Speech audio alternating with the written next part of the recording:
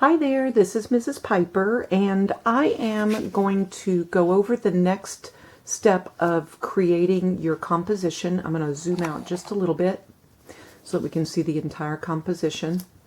It's at this point where you get to create whatever you choose in this area, but I'm going to do my demo so that you can get an idea of my thought processes.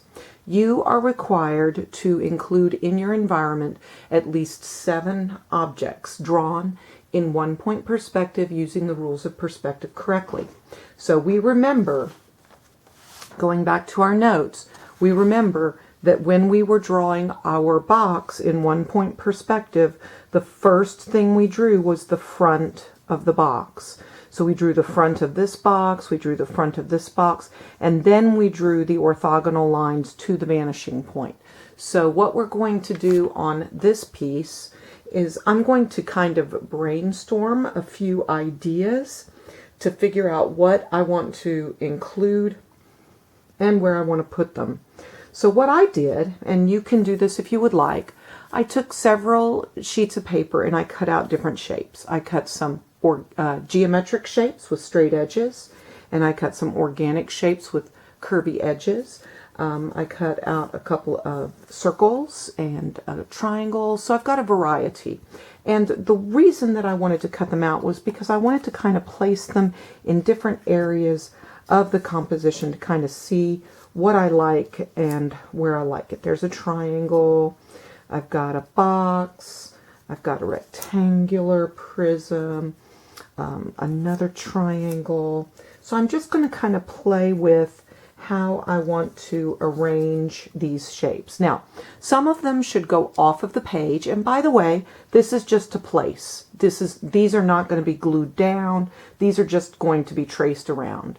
So some of them should probably go off the page a little bit. Maybe that one can go off on the corner. This one might be parallel to the picture plane, straight across. Maybe I want the circle right at the horizon line. So I'm going to play around with my shapes and brainstorm. Now technically I could just sit here and draw shapes, but then if I ended up not liking something, I'd have to erase, right? So I kind of maybe move that up a little bit. Play around with some shapes if you would like to, and if you want to take my step, cut them out of a piece of paper, arrange them the way you want them. Keep in mind that all of the lines that go back in space to create the 3-dimensionality of all of these shapes to make them look like forms is going to take place after. So if you'll notice, I've kind of put them around the outside edges so that they have room to grow into the back, and then I might have to add some more back here after I draw. But what I would do is I would take these shapes, I could trace around them, and when I'm done, I then have my composition that looks like this.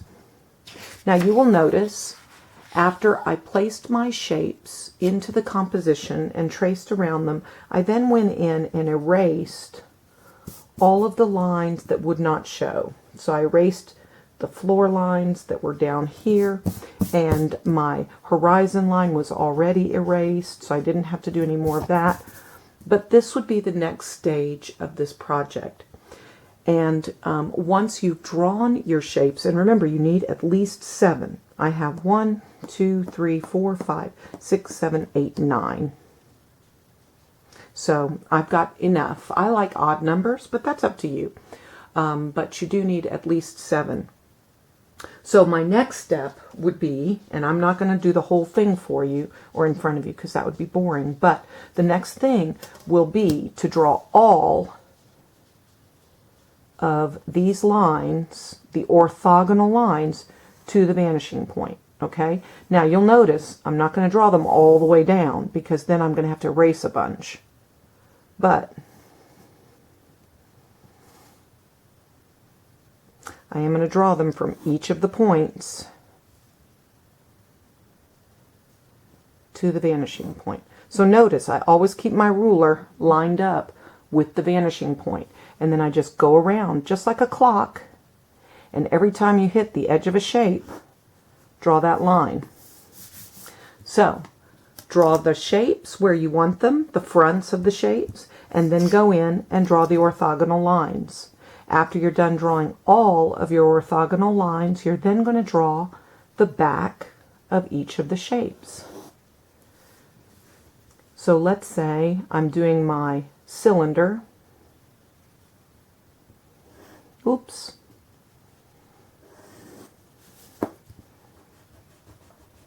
The nice thing about drawing lightly is that you can always erase if you make a mistake, right?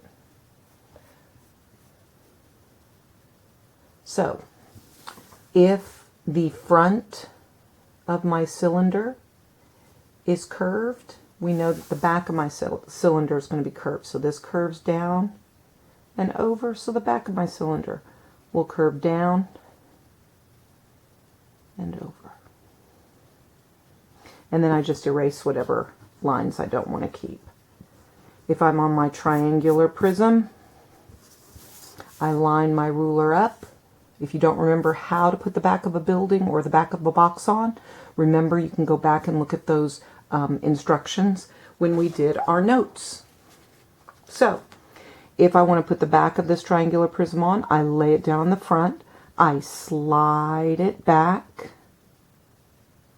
keeping it parallel to the front of the triangular prism. And then I lay it down on the bottom, keeping it parallel to the bottom of the triangular prism. And then I erase my guidelines. So what you're going to do is you're going to take your environment and you're going to add a series of shapes. You're going to draw the front of each of the shape, whether that's a rectangle, a triangle, a circle, an organic or a geometric complex shape. And then you're going to draw your orthogonal lines to the vanishing point, and then you're going to lay your ruler down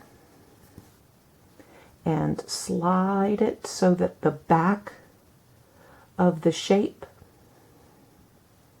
is parallel with the front of the shape, and then you erase any guidelines.